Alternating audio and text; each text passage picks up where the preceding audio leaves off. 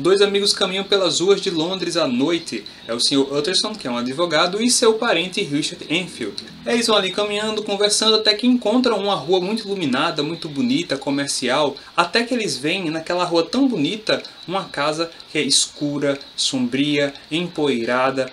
Parece que está mesmo abandonada. Nem mesmo aqueles dobrões que servem para a gente bater na porta e chamar as pessoas que estão dentro daquela casa tem.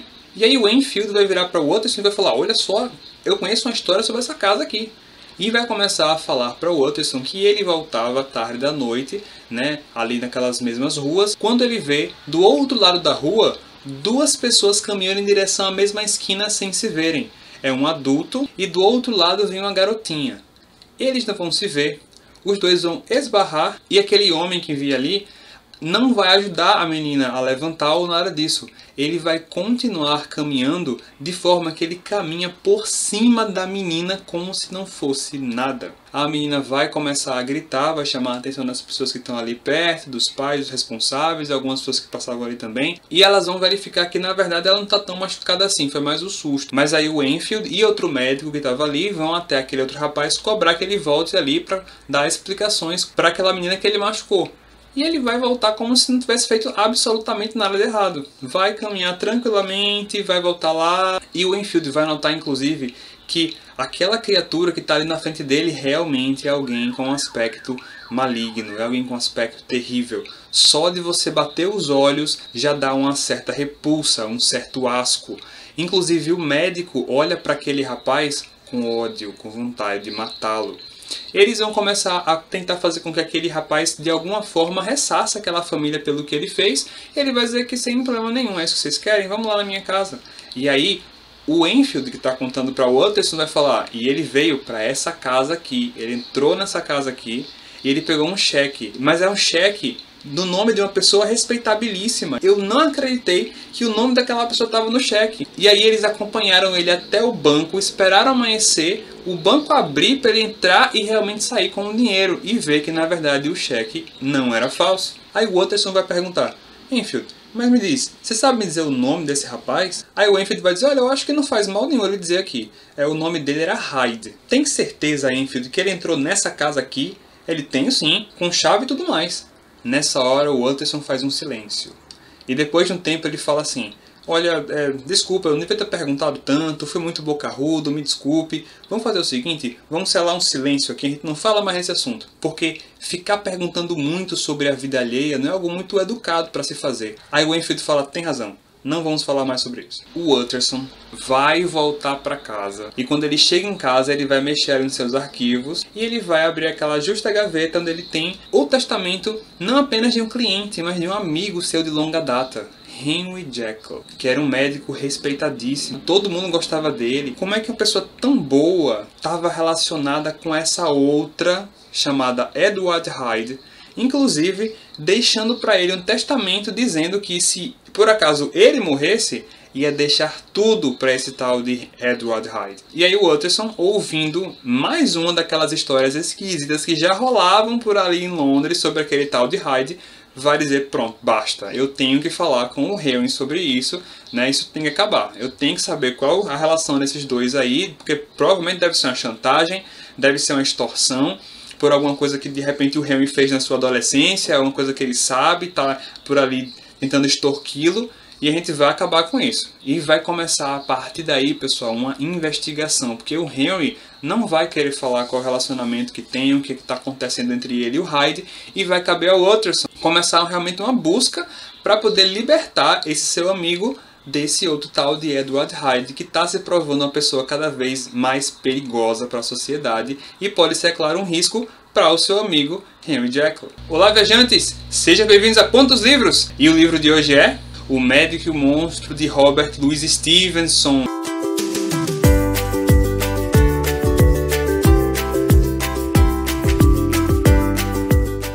Se você ainda não leu este livro, que é incrível e maravilhoso, eu sugiro você, porque esse vídeo vai ter spoilers, que você pare este vídeo aqui, deixe seu like, deixe seu gostei, se inscreve no canal, mas vai ler esse livro, é fininho, baratinho, você encontra em várias livrarias na internet, não é difícil de jeito nenhum de encontrar essa e outras várias edições maravilhosas desse livro aqui. Então bom, se você ficou por aqui é porque você quer ouvir spoilers, quer me ouvir falar do livro mesmo. Eu vou partir direto para o segredo do livro. Gente, Edward Hyde e Henry Jekyll são a mesma pessoa.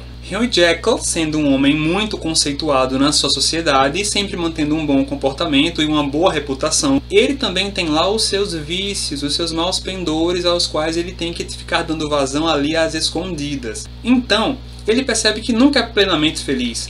Quando ele está na sociedade, sempre tem um lado mal, querendo fazer alguma coisa e ele se reprimindo, então ele nunca consegue fazer o bem com total liberdade e tranquilidade. Enquanto ele está lá às escondidas fazendo o que ele quer fazer, ele também está com o outro lado dele, bondoso, o culpando, o responsabilizando, falando que ele não devia fazer aquilo, e ele não aproveita completamente ali aquele momento. Então, o que ele pensa? Eu vou separar essas duas partes de mim. Separando elas duas, eu vou conseguir vivenciar cada uma de uma vez, completamente. Quando eu for bondoso, não vai ter aquele do meu lado mal, falando comigo, me atrapalhando. Quando eu estiver me entregando aos meus prazeres irresponsáveis, eu não vou ter aquele lado bom ali me divertindo. E eu vou ser plenamente feliz, sempre trocando de identidades e podendo aproveitar 100% de cada um deles. Ele, que é um médico e também tem um conhecimento muito grande de química, vai começar a fazer uma pesquisa e vai descobrir ali alguns sais, vai descobrir algumas substâncias, fazendo seus testes e misturas, ele vai chegar até um resultado de uma substância X e vai ingeri-la. E o que vai acontecer é uma coisa que ele não esperava que fosse acontecer. Ao invés de ele separar os seus dois lados, aquele lado que é bom dele apenas vai ficar entorpecido, em estado de latência, ali dormindo, enquanto que o seu lado mal, sem aquela presença do bom, vai existir com mais força ainda. E aí, nesses instantes, acontece algo de assombroso, até mesmo com o corpo do personagem. Ele vai ficar mais baixo, ele vai ficar todo peludo, ele vai ganhar uma feição simiesca, ou seja, parecida com um macaco. Ou seja, o autor está tentando falar pra gente que aquela nova persona que está surgindo é animalesca, é instintiva e vai começar a fazer tudo aquilo que o Henry Jekyll sempre quis fazer, mas que estava reprimindo. Notem que tem uma questão muito interessante nos nomes dos personagens. Hyde também significa, em inglês, esconder, ou seja, aquele era o que estava oculto, reprimido. E aí vocês pensam, então o plano dele deu certo? Ele conseguiu criar duas identidades, não é mesmo? Não, não é bem assim. O que vai acontecer é que o Henry ele ainda vai continuar acordado de alguma forma dentro do Edward Hyde. O Edward Hyde ele vai ter impulsos de arrependimento, de medo, ele vai sair correndo envergonhado depois de fazer alguma coisa. E mais, deu tanto errado esse experimento que quando o Edward Hyde volta a ser Henry Jekyll, para isso ele tem que tomar mais uma dose da poção, o Henry Jekyll sente culpa, nojo, repulsa pelo que ele mesmo fez e começa a sofrer por conta dos atos que o seu outro lado fez. É aí que tudo começa a ir ladeira abaixo nessa história. Ele não consegue lidar com essa duplicidade. Parece que a natureza humana mesma cobra uma unicidade de caráter e de comportamento. Você sofre se você é duas pessoas, principalmente sendo tão consciencioso como Henry Jekyll era. Não vou contar como a história termina, mas o tema desse livro aqui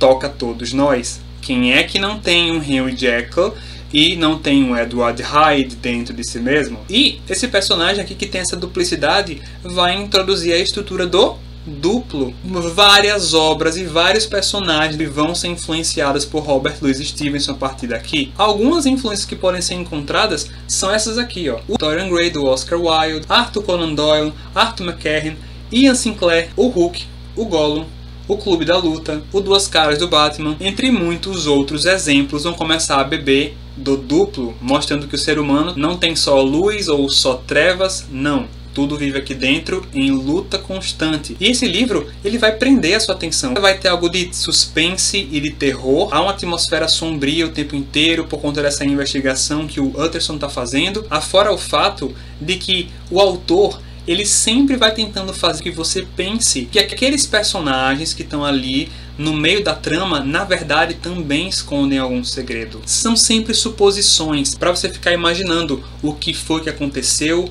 por que personagem tal estava naquele dia, naquele horário fazendo o quê. Parece que todo mundo aqui está guardando algum segredo sobre si mesmo. Um bom exemplo disso é no início do livro. O próprio Richard Enfield, quando encontrou Edward Hyde pela primeira vez, estava voltando de madrugada de algum lugar. De onde? Ele não vai dizer. Entendem? Todo mundo parece estar escondendo alguma coisa nesse livro aqui. Todo mundo. É isso, pessoal. Fica aqui uma baita dica de livro incrível para vocês. Baita de uma mensagem, baita de uma história, vai prender você do início ao fim. E quando as coisas finalmente se revelam, a forma como é descoberto aqui que Henry Jekyll é Mr. Hyde é incrível. É isso, pessoal, mais um vídeo está chegando ao final. Deixa o like aqui no vídeo se você gostou, se inscreve no canal para não perder nenhum vídeo, segue a gente lá no Instagram também. E muito obrigado pela sua atenção, muito obrigado pela nossa travessia e até a próxima.